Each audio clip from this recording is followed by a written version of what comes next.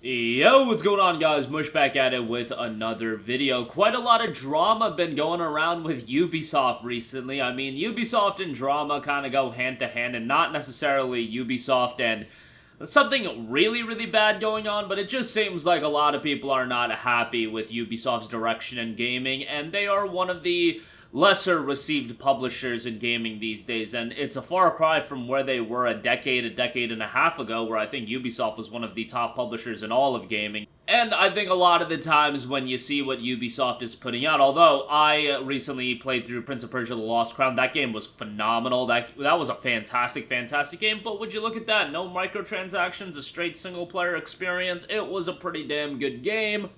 Although I wasn't crazy about the early access gimmick being tied to a game like that, buy the deluxe edition, you get the early access, quote-unquote early access, but now we have a whole new can of worms to unpack. The new Ubisoft Plus and getting gamers comfortable with not owning their games.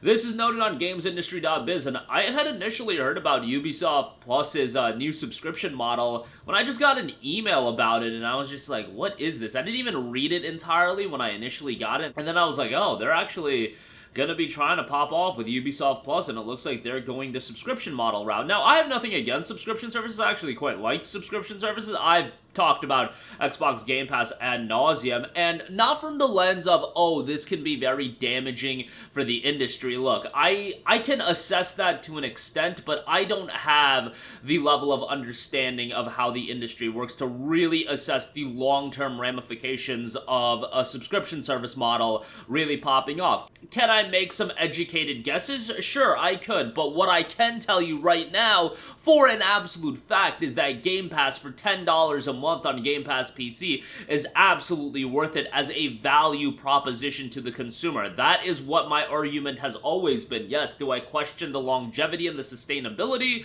of subscription services? Absolutely, but what I can say for sure, Microsoft is spending a lot of money on Game Pass. Guess what? That value coming around to the consumer and subscribers to Game Pass, so I can say that with confidence. But now, as noted on GamesIndustry.biz, Ubisoft has rebranded its subscription offering and introduced a new service for PC players. So now you have the Ubisoft Plus Premium. That is essentially what was already there. They're just upping the price of it. Really, like that's what's getting lost in the shuffle a little bit. It's $17.99 a month, and it'll offer you the highest edition of games. And that is why Ubisoft is also tying in early access.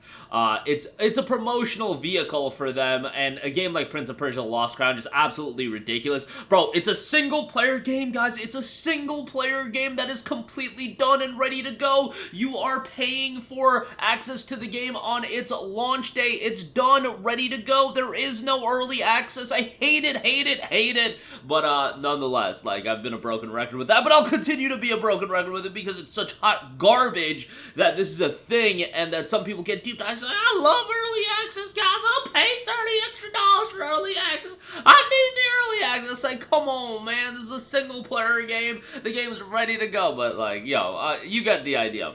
In addition, the firm is adding Ubisoft Plus Classics on PC. The Classics option was already available to PlayStation players via Sony's PlayStation Plus Extra and Premium. They were just rolling in Ubisoft titles. It wasn't actually known to be like a Ubisoft Classics element to the subscription service, or it certainly wasn't being promoted as such. And it features back catalog games like Far Cry 6 and Rainbow Six Siege for $8 a month. Yeah, that's fine. You're talking back catalog games, whatever. And Ubisoft Director of Subscriptions noted, we look at the consumer behavior and how people were interacting with our offer, and we saw an opportunity for us to evolve. When we look at how gamers engage with our different games, we see that our back catalog is still very active and alive. I wonder why that is. Maybe people have fond memories of that backlog opposed to the current games. Now, not to completely crap on Ubisoft again. Their most recent game, Prince of Persia: The Lost Crown, I thought was awesome. Avatar left a lot to be desired. And a lot of their recent games, just to me, they haven't been very good. The newer style Assassin's Creed games, not really my cup of tea, but there's a lot of people into them, and I get it, they're money generators, so it's just me being salty, let's be real. So we saw an opportunity to offer these worlds to our consumers for a lower fee, and this is a response to behavior that we saw from players. There are multiple behaviors. There are definitely a lot of people who come in for one game and then decide to buy it after the subscription ends. That's part of the reality, and that's okay with us. We're talking day one releases with games like Prince of Persia. You get early access, man, and this man's even promoting it as early access. Come on, dude. We already have Avatar, Assassin's Creed Mirage. All of these games are available to play. That's tremendous value already, and then there's the catalog too. Thousands of dollars of games, and you don't just get access to these games. You get the premium edition, so it's all the added content that comes with that. We have rewards too, and one of the big advantages with Ubisoft Plus is that you get to play these games across multiple devices. From one subscription, you can access your titles through PC, Xbox, and Amazon Luna. That's actually quite nice that it does cross over to PC and Xbox with one subscription service. Amazon Luna is a meme. Kind of a bummer it's not on PlayStation as well, but what can you do? The point is not to force users to go down one route or another. We offer purchases, we offer subscription, and it's the gamer's preference that is important here. We are seeing some people who buy choosing to subscribe now, but it all works. It is proving to be a way for gamers to access our world who perhaps weren't inclined to purchase. I could understand that, especially with Ubisoft, the deluxe editions being like $1 billion, like for Avatar. You know, signing up for $18 a month and playing through that game the month it comes out, that really does make a lot more sense to some people than, you know, spending $110, $120 for the premium editions, etc. These players are brand new. We're shaking hands for the first time. It's been Ubisoft's strategy for as long as I've been here to try and reach more players with the franchise that we have, so I'm happy as the leader of this product that we're able to deliver on that. He notes, I don't have a crystal ball, but when you look at the different subscription services that are out there, we've had a rapid expansion over the last couple of years, but it's still relatively small compared to the other models. We're seeing expansion on console as the likes of PlayStation and Xbox bring new people in. On PC, from a Ubisoft standpoint, it's already been great, but we are looking to reach out to more on PC, so we see opportunity there. One of the things we saw that gamers are used to, a little bit like DVD, having and owning their games. That's the consumer shift that needs to happen. They got comfortable not owning their CD collection or DVD collection. That's a transformation that's been a bit slower to happen in games. As gamers grow comfortable in that aspect, you don't lose your progress. If you resume your game at another time, your progress file is still there. That's not been deleted. You don't lose what you've built in the game or your engagement with the game, so it's about feeling comfortable with not owning your game. That is the excerpt that is really worrying a lot of people and what people are pushing back on a lot. It's about feeling comfortable with not owning your game. And you know, when you talk about buying digital media, there's always been that debate on whether or not you own the game. Ultimately, let's say on a platform like Steam, you are at the mercy of Steam and Valve. But, you know, I don't think anybody expects Steam or Valve to go to the wayside anytime in the near future, so it's fine. And I can definitely see why there's a lot of pushback on someone directly from Ubisoft saying their goal and what they need is for people to be comfortable about not owning your game. And that's what a subscription service is always going to be. When you subscribe to Netflix, you don't own any of the content you're seeing. But with gaming, I think there is a little bit more of an attachment than watching a media. You're investing more time into a video game. It's an interactive experience, etc., etc. I can go on and on.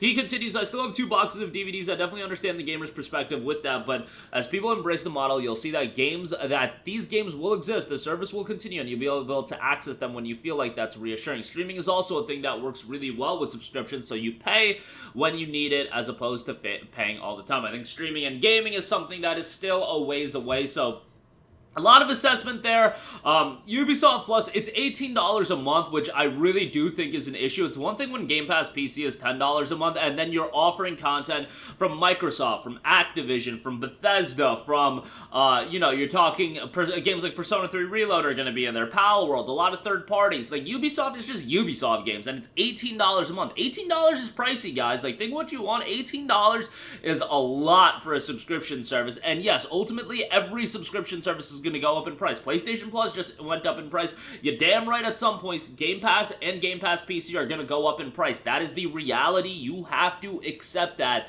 But $18 in comparison to the other subscription services is kind of wild, and is going to be something that pushes people away. The idea of getting people not comfortable with owning their games, like, obviously, when that's said, that is a little bit concerning, and what just happened recently with the PlayStation Store, and there was some discovery free content that was about to get pulled. That worried a lot of people right out the gate as well. And it's not like Ubisoft is this publisher with an immense amount of goodwill that they could come out and saying something like that is going to get them positive PR. Let's say it was a dev or a publisher with some goodwill where they've been putting out great game after great game, it would still get a lot of pushback, but there would be people looking at that reasoning being like, okay, they're still going to put out the great games they always did, etc, etc. And then there's also the talk of just the subscription model, and in totality, can that be the future of gaming? Look, I'm not the person to say whether or not that could be the model we move forward with, and there's a lot of debate. I see it. It's just the only thing I can assess right now is from a subscription service like Game Pass, the value proposition is ridiculous. That is the mindset I have always been at. What can I assess right now? The value proposition of Game Pass. What am I paying for Game Pass monthly? What is the consumer paying for a Game Pass monthly? It's $10 a month for Game Pass PC, and the value kickback on it is ridiculous. I can say that for a fact. I cannot say for a fact 10 years from now Game Pass is going to destroy game development and the subscription model. We're going to be at the whim to whatever the subscription holder wants to make. Yes, that is entirely a possibility, but you know, who knows what things are going to happen in 10 years. What I can say for now is that Persona 3 Reload is about to come out for $70, and Game Pass is going to offer it to you day one for $10 a month. That's just all I'm bringing to you guys. Pal World's going to be on there as well. But as far as Ubisoft Plus goes, it's just Ubisoft games. It's $18 a month, damn near twice the price of Game Pass PC. So I do think that's a little bit of a pushback as well. But let me know your guys' thoughts in the comment section down below. Definitely interested to hear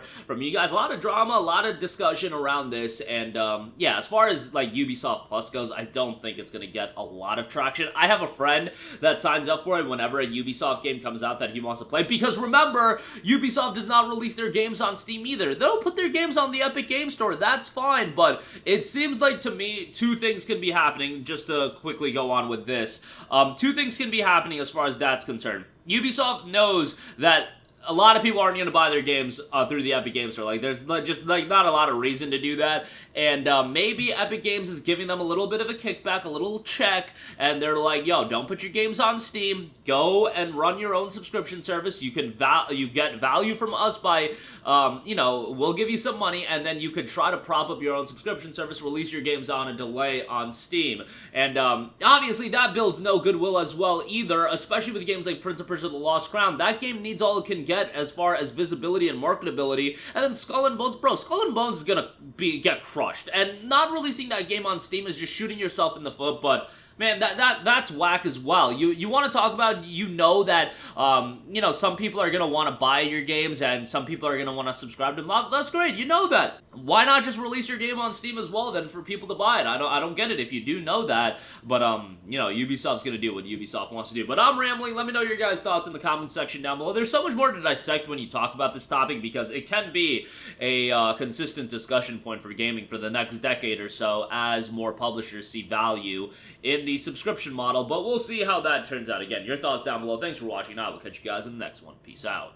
Hey, what's going on, guys? Mush here again. Hope you enjoyed the video. As you guys might know, YouTube's notification system is sometimes a little bit wonky, even if you're subscribed to the channel. Maybe you're not abundantly aware that I uploaded a video. To remedy that situation, make sure you hit the bell notification button. This way, whenever I upload a new video, and I try to upload as consistently as possible, you will be notified directly of the upload, and you can watch it as soon as it goes live. I would really appreciate if you guys hit that button so you can stay up to date with all of the content I'm posting. But as always, guys, thanks for watching, and I'll catch you guys in the next one. Peace out.